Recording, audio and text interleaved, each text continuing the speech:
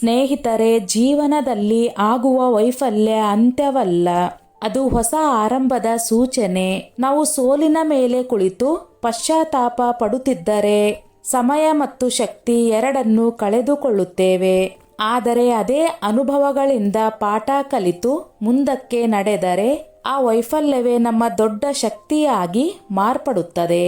ಜೀವನದಲ್ಲಿ ಬೀಳುವುದು ತಪ್ಪಲ್ಲ, ಆದರೆ ಬಿದ್ದು ನಿಂತು ಬಿಡುವುದು ತಪ್ಪು. ಪರಿಶ್ರಮ ಮತ್ತು ಸಹನೆ ಎನ್ನುವ ಎರಡು ಶಕ್ತಿಗಳು ಮುಚ್ಚಿದ ಭಾಗ್ಯದ ಬಾಗಿಲನ್ನು ತೆರೆಯುವ ಸಾಮರ್ಥ್ಯ ಹೊಂದಿವೆ. ಸುಮಾರು 27 ವರ್ಷಗಳ ಬಳಿಕ ಕರ್ಮದ ನ್ಯಾಯಾಧೀಶರಾದ ಶನಿದೇವರು ತಮ್ಮ ಸ್ವಂತ ನಕ್ಷತ್ರವಾದ ಉತ್ತರ ಭಾದ್ರಪದದಲ್ಲಿ ಪ್ರವೇಶಿಸಿದ್ದಾರೆ. ಫೆಬ್ರವರಿ 27ರಿಂದ ಮೇ 17ರವರೆಗೆ ಈ ಪ್ರಭಾವ ಮುಂದುವರೆಯಲಿದೆ. ಜ್ಯೋತಿಷ್ಯ ಶಾಸ್ತ್ರದ ಪ್ರಕಾರ ಶನಿ ತಮ್ಮ ನಕ್ಷತ್ರದಲ್ಲಿ ಇದ್ದಾಗ ಕರ್ಮಗಳ ಲೆಕ್ಕಾಚಾರ ವೇಗವಾಗಿ ನಡೆಯುತ್ತದೆ. ಯಾರು ಹೇಗೆ ಕರ್ಮ ಮಾಡುತ್ತಾರೋ ಅವರಿಗೆ ತಕ್ಕ ಫಲ ಸಿಗುತ್ತದೆ. ಇದು ಭಯ ಪಡಬೇಕಾದ ಸಮಯವಲ್ಲ, ಆತ್ಮ ಪರಿಶೀಲನೆ ಮಾಡಬೇಕಾದ ಸಮಯ. ಮಕರ ರಾಶಿಯ ಅಧಿಪತಿ ಸ್ವತಃ ಶನಿದೇವರೇ ಆಗಿರುವುದರಿಂದ ಈ ರಾಶಿಯವರ ಜೀವನದಲ್ಲಿ ಶನಿಯ ಪ್ರಭಾವ ಸದಾ ಗಂಭೀರ ಮತ್ತು ಗಾಢವಾಗಿರುತ್ತದೆ. ಯಾವುದೇ ಗ್ರಹ ತನ್ನ ಸ್ವಗೃಹದಲ್ಲಿ ಇರುವ ರಾಶಿಗೆ ಸಂಪೂರ್ಣ ಹಾನಿ ಮಾಡುವುದಿಲ್ಲ ಎಂಬುವುದು ಜ್ಯೋತಿಷ್ಯದ ಮೂಲ ಸಿದ್ಧಾಂತ. ಅದೇ ರೀತಿ ಶನಿದೇವರು ಮಕರ ರಾಶಿಯವರಿಗೆ ಕಷ್ಟಗಳನ್ನು ನೀಡಿದರೂ ಅವು ಶಿಕ್ಷೆಯಾಗಿ ಅಲ್ಲ, ಜೀವನವನ್ನು ಶಿಸ್ತಿನ ದಾರಿಗೆ ತರುವ ತರಬೇತಿಯಾಗಿ ಕೆಲಸ ಮಾಡುತ್ತವೆ. ಆದ್ದರಿಂದ ಈ ಸಮಯವನ್ನು ಭಯಪಡುವ ಅವಶ್ಯಕತೆ ಇಲ್ಲ. ಬದಲಾಗಿ ಇದು ಆತ್ಮವಿಕಾಸ ಮತ್ತು ಸ್ಥಿರ ಯಶಸ್ಸಿನ ಆರಂಭವಾಗಬಹುದು. ಈ ಫಲಿತಾಂಶವು ವೈಯಕ್ತಿಕ ಜನ್ಮ ಕುಂಡಲಿಗಿಂತಲೂ ಸಾಮಾನ್ಯ ರಾಶಿ ಕುಂಡಲಿಯ ಆಧಾರದ ಮೇಲೆ ತಿಳಿಸಲ್ಪಟ್ಟಿದೆ. ವಿಶೇಷವಾಗಿ ಚಂದ್ರ ರಾಶಿ ಮಕರವಾಗಿರುವವರಿಗೆ ಮನಸ್ಸು, ನಿರ್ಧಾರಗಳು ಮತ್ತು ಜೀವನದ ಪ್ರಮುಖ ಕ್ಷೇತ್ರಗಳಲ್ಲಿ ಸ್ಪಷ್ಟವಾದ ಬದಲಾವಣೆಗಳು ಕಾಣಿಸಬಹುದು. ಹಳೆಯ ಅಡೆತಡೆಗಳು ನಿಧಾನವಾಗಿ ಕಡಿಮೆಯಾಗುತ್ತಾ ಪರಿಶ್ರಮಕ್ಕೆ ತಕ್ಕ ಫಲ ದೊರೆಯುವ ಸಾಧ್ಯತೆ ಹೆಚ್ಚುತ್ತದೆ. ಶನಿಯ ಅನುಗ್ರಹದಿಂದ ಸಹನೆ, ಜವಾಬ್ದಾರಿ ಮತ್ತು ಆಂತರಿಕ ಶಕ್ತಿ ಹೆಚ್ಚಾಗಿ ದೀರ್ಘಕಾಲಿಕ ಯಶಸ್ಸಿನ ದಾರಿಗೆ ನೀವು ದೃಢವಾಗಿ ಹೆಜ್ಜೆ ಇಡುವ ಸಮಯ ಇದು. ಮೊದಲನೇ ಭವಿಷ್ಯವಾಣಿ, ಪರಿಶ್ರಮಕ್ಕೆ ಸಂಪೂರ್ಣ ಫಲ ದೊರೆಯುವ ಸಮಯ ಈಗ ಆರಂಭವಾಗುತ್ತಿದೆ.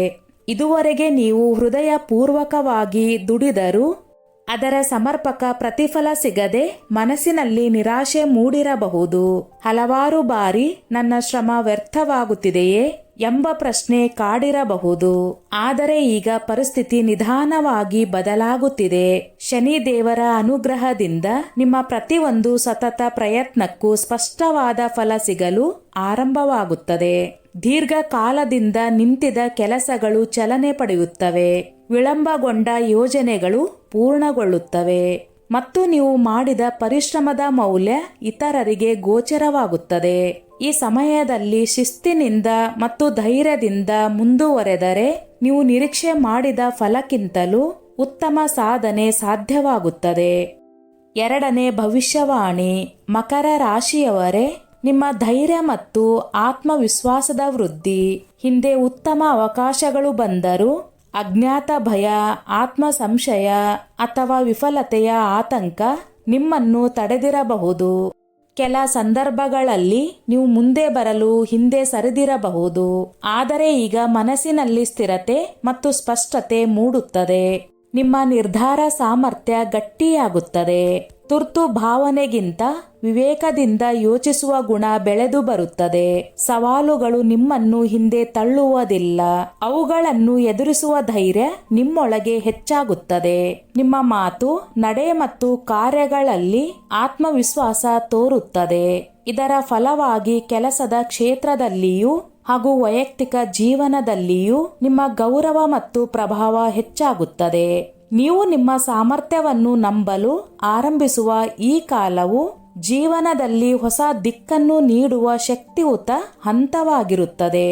ಮೂರನೇ ಭವಿಷ್ಯವಾಣಿ, ಸ್ಪರ್ಧಾತ್ಮಕ ಪರೀಕ್ಷೆಗಳಲ್ಲಿ ಯಶಸ್ಸು.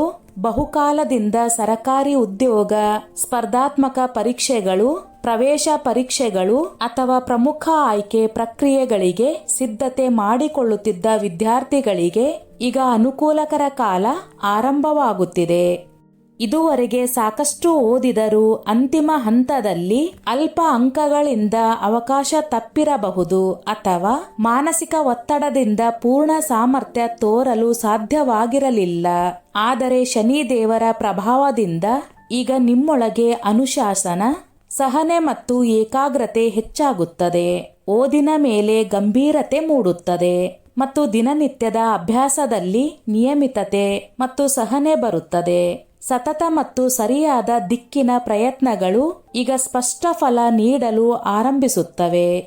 ಸಂದರ್ಶನಗಳು, ಸ್ಪರ್ಧಾತ್ಮಕ ಪರೀಕ್ಷೆಗಳು ಹಾಗೂ ಆಯ್ಕೆ ಪ್ರಕ್ರಿಯೆಗಳಲ್ಲಿ ಆತ್ಮವಿಶ್ವಾಸ ಹೆಚ್ಚಾಗಿ ನಿಮ್ಮ ಸಾಮರ್ಥ್ಯವನ್ನು ಧೈರ್ಯವಾಗಿ ಪ್ರದರ್ಶಿಸಲು ಸಾಧ್ಯವಾಗುತ್ತದೆ. ಇದು ಕೇವಲ ಭಾಗ್ಯದಿಂದ ಸಿಗುವ ಯಶಸ್ಸಲ್ಲ, ನಿಮ್ಮ ನಿರಂತರ ಪರಿಶ್ರಮಕ್ಕೆ ದೊರೆಯುವ ನ್ಯಾಯಸಮ್ಮತ ಪ್ರತಿಫಲವಾಗಿರುತ್ತದೆ. 4ನೇ ಭವಿಷ್ಯವಾಣಿ. ಮಕರ ರಾಶಿಯವರಿಗೆ ಉದ್ಯೋಗ ಮತ್ತು ವ್ಯಾಪಾರದಲ್ಲಿ ಉನ್ನತಿ. ಇದುವರೆಗೆ ನಿಮ್ಮ ಕೆಲಸದಲ್ಲಿ ಪ್ರಗತಿ ನಿಧಾನವಾಗಿದ್ದರೆ ಅಥವಾ ಮಾಡಿದ ಪ್ರಯತ್ನಕ್ಕೆ ತಕ್ಕ ಬೆಳವಣಿಗೆ ಕಾಣಿಸದಿದ್ದರೆ ಈಗ ಆ ಸ್ಥಿತಿ ಬದಲಾಗುವ ಸೂಚನೆಗಳಿವೆ. ವಿಶೇಷವಾಗಿ ಡಿಜಿಟಲ್ ಕ್ಷೇತ್ರ, ಆನ್ಲೈನ್ ವ್ಯವಹಾರ, digital marketing, social media, communication, sales, networking ಮತ್ತು ಫ್ರೀಲ್ಯಾನ್ಸಿಂಗ್ ಕ್ಷೇತ್ರಗಳಿಗೆ ಸಂಬಂಧಿಸಿದವರಿಗೆ ಉತ್ತಮ ಅವಕಾಶಗಳು ಎದುರಾಗಬಹುದು. ಶನಿ ದೇವರ ಪ್ರಭಾವದಿಂದ ಕೆಲಸದ ಕಡೆ ಗಂಭೀರತೆ, ಸಮಯ ಪಾಲನೆ ಮತ್ತು ಶಿಸ್ತಿನ ಮನೋಭಾವ ಹೆಚ್ಚಾಗುತ್ತದೆ. ಹೊಸ ಯೋಜನೆಗಳನ್ನು ತುರ್ತುತನದಿಂದ ಅಲ್ಲ, ಸ್ಪಷ್ಟವಾದ ಯೋಜನೆ ಮತ್ತು ದೃಢವಾದ ತಂತ್ರದೊಂದಿಗೆ ಆರಂಭಿಸಿದರೆ ಅವು ದೀರ್ಘಕಾಲಿಕ ಯಶಸ್ಸಿಗೆ ದಾರಿ ಮಾಡಿಕೊಡುತ್ತವೆ. ಹಳೆಯ ಅಡೆತಡೆಗಳು ನಿಧಾನವಾಗಿ ದೂರವಾಗುತ್ತಾ ಹೊಸ ಸಂಪರ್ಕಗಳು ಮತ್ತು ಸಹಕಾರಗಳು ನಿಮ್ಮ ಪ್ರಗತಿಗೆ ಬೆಂಬಲ ನೀಡುತ್ತವೆ. ನಿರಂತರ ಪರಿಶ್ರಮ ಮತ್ತು ಸಮತೋಲನಯುತ ನಿರ್ಧಾರಗಳಿಂದ ಉದ್ಯೋಗದಲ್ಲಿಯೂ ಪದೋನ್ನತಿ ಅಥವಾ ಗುರುತಿನ ಸಾಧ್ಯತೆಗಳು ಹೆಚ್ಚಾಗುತ್ತವೆ. ವ್ಯಾಪಾರದಲ್ಲಿ ಆದಾಯ ಸ್ಥಿರವಾಗಿ ವೃದ್ಧಿಯಾಗುವ ಸಾಧ್ಯತೆ ಸ್ಪಷ್ಟವಾಗಿ ಕಾಣಿಸುತ್ತದೆ. 5ನೇ ಭವಿಷ್ಯವಾಣಿ. ಶಿಕ್ಷಣ ಮತ್ತು ಏಕಾಗ್ರತೆಯಲ್ಲಿ ಸ್ಪಷ್ಟವಾದ ಸುಧಾರಣೆ ಕಾಣಿಸಲಿದೆ. ಮಕರ ರಾಶಿಯವರೇ ಇದುವರೆಗೆ ಓದಲು ಕುಳಿತರೂ ಮನಸ್ಸು ಬೇರೆ ಕಡೆ ತಿರುಗುತ್ತಿದ್ದರೆ ಈಗ ಒಳಗಿನಿಂದಲೇ ಜವಾಬ್ದಾರಿಯ ಭಾವನೆ ಮತ್ತು ಗಂಭೀರತೆ ಮೂಡುತ್ತದೆ. ಶನಿ ದೇವರ ಪ್ರಭಾವದಿಂದ ಶಿಸ್ತಿನ ಜೀವನ ಶೈಲಿ ರೂಪುಗೊಂಡು ಸಮಯ ಪಾಲನೆ ಮತ್ತು ನಿಯಮಿತ ಅಭ್ಯಾಸದ ಗುಣ ಹೆಚ್ಚಾಗುತ್ತದೆ. ಸರಿಯಾದ ಯೋಜನೆ ಮತ್ತು ನಿರಂತರ ಪರಿಶ್ರಮದಿಂದ ವಿಷಯಗಳ ಆಳವಾದ ಅರಿವು ಬೆಳೆಯುತ್ತದೆ. ವಿಶೇಷವಾಗಿ ಸ್ಪರ್ಧಾತ್ಮಕ ಪರೀಕ್ಷೆಗಳಿಗೆ ಸಿದ್ಧರಾಗಿರುವವರಿಗೆ ಏಕಾಗ್ರತೆ, ನೆನಪಿನ ಶಕ್ತಿ ಮತ್ತು ಮಾನಸಿಕ ಸ್ಥಿರತೆ ಹೆಚ್ಚಾಗಿ ಉತ್ತಮ ಫಲ ಪಡೆಯುವ ಅವಕಾಶಗಳು ಬಲವಾಗುತ್ತವೆ. 6ನೇ ಭವಿಷ್ಯವಾಣಿ. ಪ್ರೇಮ ಮತ್ತು ವೈವಾಹಿಕ ಜೀವನದಲ್ಲಿ ಸ್ಪಷ್ಟವಾದ ಸುಧಾರಣೆ ಕಾಣಿಸಬಹುದು. ಮಕರ ರಾಶಿಯವರೇ ಸಣ್ಣ ವಿಚಾರಗಳಿಂದ ಉಂಟಾದ ಅಸಮಾಧಾನಗಳು ಮತ್ತು ಮನಸ್ತಾಪಗಳು ನಿಧಾನವಾಗಿ ಕಡಿಮೆಯಾಗುತ್ತವೆ.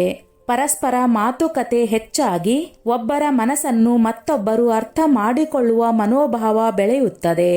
ಶನಿ ದೇವರು ಸಹನೆ, ಜವಾಬ್ದಾರಿ ಮತ್ತು ಪರಿಪಕ್ವತೆಯನ್ನು ಕಲಿಸುತ್ತಾನೆ. ಆದ್ದರಿಂದ ಆತುರ ಪ್ರತಿಕ್ರಿಯೆಗಳ ಬದಲು ಸಮತೋಲನಯುತ ಮಾತು ಮತ್ತು ನಡೆ ಬೆಳೆಯುತ್ತದೆ. ಶಾಂತ ಸ್ವಭಾವ, ಗೌರವ ಮತ್ತು ವಿಶ್ವಾಸವನ್ನು ಕಾಪಾಡಿಕೊಂಡರೆ ಸಂಬಂಧಗಳು ಮತ್ತೆ ಗಟ್ಟಿಯಾಗುತ್ತವೆ ಮತ್ತು ಭವಿಷ್ಯದ ಕುರಿತು ಸ್ಥಿರತೆಯ ಭಾವನೆ ಮೂಡುತ್ತದೆ. 7ನೇ ಮತ್ತು 8ನೇ ಭವಿಷ್ಯವಾಣಿ. ಸಂತಾನ ಸುಖ ಮತ್ತು ಭಾಗ್ಯ ಸಹಕಾರ. ಬಹುಕಾಲದಿಂದ ಸಂತಾನವನ್ನು ಬಯಸುತ್ತಿದ್ದ ದಂಪತಿಗಳಿಗೆ ಈಗ ಶುಭ ಸೂಚನೆಗಳು ಕಾಣಿಸಬಹುದು. ಇದುವರೆಗೆ ಉಂಟಾಗಿದ್ದ ಮಾನಸಿಕ ಒತ್ತಡ, ಆತಂಕ ಅಥವಾ ವಿಳಂಬಗಳು ನಿಧಾನವಾಗಿ ಕಡಿಮೆಯಾಗುತ್ತಾ ಮನೆಯಲ್ಲಿ ಹೊಸ ನಿರೀಕ್ಷೆ ಮತ್ತು ಸಂತೋಷದ ವಾತಾವರಣ ನಿರ್ಮಾಣವಾಗುತ್ತದೆ. ಶನಿ ದೇವರ ಸಮತೋಲನಯುತ ಪ್ರಭಾವದಿಂದ ಕುಟುಂಬದ ಸದಸ್ಯರ ನಡುವೆ ಅರ್ಥ ಮಾಡಿಕೊಳ್ಳುವ ಗುಣ ಹೆಚ್ಚಾಗಿ ಪರಸ್ಪರ ಸಹಕಾರ ಮತ್ತು ಬೆಂಬಲ ಗಟ್ಟಿಯಾಗುತ್ತದೆ. ಮಕ್ಕಳಿಂದ ಸಂಬಂಧಿಸಿದ ಸಂತೋಷದ ಸುದ್ದಿಗಳು ಅಥವಾ ಸಾಧನೆಗಳು ಕುಟುಂಬಕ್ಕೆ ಗೌರವ ತರುತ್ತವೆ. ಇದೇ ವೇಳೆ ಭಾಗ್ಯವು ಸಹಕಾರ ನೀಡಲು ಆರಂಭಿಸುತ್ತದೆ. ಹಿಂದೆ ಮಾಡಿದ ಪರಿಶ್ರಮ ಮತ್ತು ಪ್ರಾರ್ಥನೆಗಳ ಫಲ ಈಗ ನಿಧಾನವಾಗಿ ಗೋಚರವಾಗುತ್ತವೆ. ಅಡೆತಡೆಗಳು ಕಡಿಮೆಯಾಗುತ್ತಾ ಕಾರ್ಯಗಳು ಸುಗಮವಾಗಿ ನಡೆಯಲು ಶುರುವಾಗುತ್ತವೆ. ಧೈರ್ಯ, ಸಹನೆ ಮತ್ತು ಸಕಾರಾತ್ಮಕ ಮನೋಭಾವವನ್ನು ಕಾಪಾಡಿಕೊಂಡರೆ ಈ ಅವಧಿ ಕುಟುಂಬ ಜೀವನದಲ್ಲಿ ಶಾಂತಿ, ಸಂತೋಷ ಮತ್ತು ಪ್ರಗತಿಯ ಹೊಸ ಅಧ್ಯಾಯವನ್ನು ಆರಂಭಿಸುವ ಸಾಧ್ಯತೆ ಇದೆ. 9ನೇ ಮತ್ತು 10ನೇ ಭವಿಷ್ಯವಾಣಿ. ಧನಲಾಭ ಮತ್ತು ವಿದೇಶ ಯೋಗ. ಇದುವರೆಗೆ ಆರ್ಥಿಕ ವಿಚಾರಗಳಲ್ಲಿ ಏರಿಳಿತಗಳು ಕಂಡಿದ್ದರೂ ಈಗ ಸ್ಥಿರತೆ ಕಾಣಿಸಿಕೊಳ್ಳುವ ಸಾಧ್ಯತೆ ಇದೆ. ಹೂಡಿಕೆ ಮಾಡುವಾಗ ಜಾಗರೂಕತೆ ಅಗತ್ಯವಾದರೂ ದೀರ್ಘಕಾಲದ ದೃಷ್ಟಿಯಿಂದ ಮಾಡಿದ ಯೋಜನೆಗಳು ಉತ್ತಮ ಲಾಭದ ದಾರಿಗೆ ಕರೆದೊಯ್ಯಬಹುದು. ಶನಿದೇವರ ಪ್ರಭಾವದಿಂದ ಹಣಕಾಸು ನಿರ್ವಹಣೆಯಲ್ಲಿ ಶಿಸ್ತಿನ ಮನೋಭಾವ ಮೂಡಿ ಅನಾವಶ್ಯಕ ಖರ್ಚು ಕಡಿಮೆಯಾಗುತ್ತದೆ ಮತ್ತು ಉಳಿಸುವ ಅಭ್ಯಾಸ ಹೆಚ್ಚಾಗುತ್ತದೆ. ಹಳೆಯ ಬಾಕಿ ಹಣ ವಾಪಸ್ ಸಿಗುವ ಸಾಧ್ಯತೆ ಇದೆ ಹಾಗೂ ಹೊಸ ಆದಾಯದ ಮೂಲಗಳು ತೆರೆದುಕೊಳ್ಳಬಹುದು. ಜೊತೆಗೆ ವೀಸಾ, ಇಮಿಗ್ರೇಷನ್, PR, ಸ್ಟಡಿ ಅಥವಾ ಇನ್ನಿತರ ಸಂಬಂಧಿತ ಕೆಲಸಗಳಲ್ಲಿ ವೇಗ ಬರುತ್ತದೆ. ದೀರ್ಘಕಾಲದಿಂದ ಬಾಕಿ ಉಳಿದಿದ್ದ ಪ್ರಕ್ರಿಯೆಗಳು ಮುನ್ನಡೆಯಲು ಆರಂಭಿಸಬಹುದು. ವಿದೇಶ ಪ್ರವಾಸ ಅಥವಾ ಉದ್ಯೋಗ ಅವಕಾಶಗಳ ಸೂಚನೆಗಳು ಕಾಣಿಸಿಕೊಳ್ಳಬಹುದು. ಆದರೆ ಆತುರದ ನಿರ್ಧಾರಗಳನ್ನು ತಪ್ಪಿಸಿ ಸರಿಯಾದ ದಾಖಲೆಗಳು ಮತ್ತು ಸ್ಪಷ್ಟ ಯೋಜನೆಯೊಂದಿಗೆ ಮುಂದುವರೆದರೆ ಯಶಸ್ಸು ಸ್ಥಿರವಾಗಿರುತ್ತದೆ. ಸಹನೆ, ಶಿಸ್ತು ಮತ್ತು ವಿವೇಕದೊಂದಿಗೆ ಹೆಜ್ಜೆ ಇಟ್ಟರೆ ಆರ್ಥಿಕ ಹಾಗೂ ವಿದೇಶ ಸಂಬಂಧಿತ ಕನಸುಗಳು ನಿಜವಾಗುವ ದಾರಿ ಸುಗಮವಾಗುತ್ತದೆ. ಮಕರ ರಾಶಿಯವರು ಈ ಸಮಯದಲ್ಲಿ ಮಾಡಬೇಕಾದ ಕೆಲವು ಉಪಾಯಗಳು. ಪ್ರತಿ ಶನಿವಾರ ಸಂಜೆ ಶನಿ ಬೀಜ ಮಂತ್ರವನ್ನು ಭಕ್ತಿಯಿಂದ ಜಪಿಸುವುದು ಅತ್ಯಂತ ಶುಭಕರ. ಅರಳಿ ಮರಕ್ಕೆ ಪ್ರದಕ್ಷಿಣೆ ಹಾಕಿ ಪೂಜೆ ಮಾಡುವುದು, ಎಳ್ಳೆಣ್ಣೆ ಅಥವಾ ಸಾಸಿವೆ ಎಣ್ಣೆಯ ದೀಪ ಹಚ್ಚುವುದು ಮತ್ತು ಸಾಧ್ಯವಾದಷ್ಟು ದಾನ ಧರ್ಮ ಮಾಡುವುದು ಇವರಿಗೆ ಉತ್ತಮ ಫಲ ನೀಡುತ್ತದೆ. ಶನಿದೇವರಿಗೆ ಶಿಸ್ತಿನ ಜೀವನ, ಸತ್ಯಾಚರಣೆ ಮತ್ತು ಪರಿಶ್ರಮ ಅತ್ಯಂತ ಪ್ರಿಯ. ಆದ್ದರಿಂದ ಹಿರಿಯರ ಸೇವೆ ಮಾಡುವುದು, ಕಾರ್ಮಿಕರಿಗೆ ಮತ್ತು ಅಗತ್ಯ ಇರುವವರಿಗೆ ಸಹಾಯ ಮಾಡುವುದು ಶನಿ ಅನುಗ್ರಹವನ್ನು ವೇಗವಾಗಿ ತರಬಹುದು. ಕೋಪ, ಅಹಂಕಾರ ಮತ್ತು ಅಸತ್ಯವನ್ನು ತೊರೆದು ಸಹನೆ ಮತ್ತು ನಿಷ್ಠೆಯಿಂದ ನಡೆದುಕೊಂಡರೆ ಮಕರ ರಾಶಿಯವರಿಗೆ ಇದು ನಿಜವಾಗಿಯೂ ಜೀವನದ ದಿಕ್ಕು ಬದಲಿಸುವ ಸಮಯವಾಗುತ್ತದೆ. ಧೈರ್ಯದಿಂದ ಮುಂದುವರಿಯಿರಿ. ನಿಮ್ಮ ಪರಿಶ್ರಮವನ್ನು ನಿಲ್ಲಿಸಬೇಡಿ. ಯಶಸ್ಸು ಖಚಿತ. ಸ್ನೇಹಿತರೆ, ಈ ನನ್ನ ಮಾಹಿತಿ ನಿಮಗೆ ಇಷ್ಟವಾಗಿದ್ದಲ್ಲಿ ದಯವಿಟ್ಟು ಶೇರ್ ಮಾಡಿ, ಲೈಕ್ ಮಾಡಿ ಮತ್ತು ಸಬ್ಸ್ಕ್ರೈಬ್ ಮಾಡಿ.